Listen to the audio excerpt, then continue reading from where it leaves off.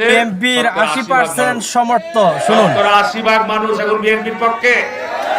সুতরাং 80% মানুষের বিরুদ্ধে যারা দাঁড়াবে তারা দেশের শত্রু।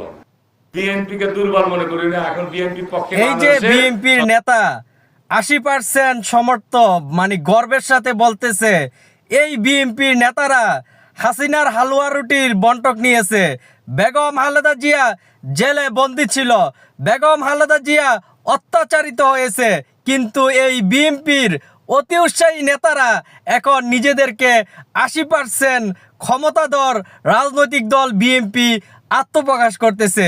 এটা হাসিনাও করেছে। হাসিনাও এভাবে তাদের অহংকার দাম্ভিকতা দেখিয়েছে। তাদের এই যে বিএনপির নেতারা এখন বলতেছে 80%, তাদের যদি এত 80% ক্ষমতা থাকতো তাহলে স্বৈরাচার হাসিনা 16 বছর কিভাবে রাষ্ট্র ব্যবস্থা আপনার স্বৈরাচার হাসিনা কিভাবে পরিচালনা করেছে।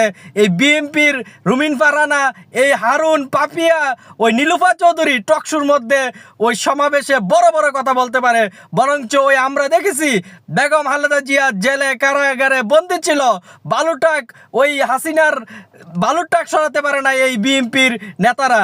আজকে তারা বড় বড় কথা বলে, অত্যন্ত দুঃখজনক। বিএনপির রাজনীতিতে অহংকার দাম্ভিকতা ঢুকে যাচ্ছে দিন দিন।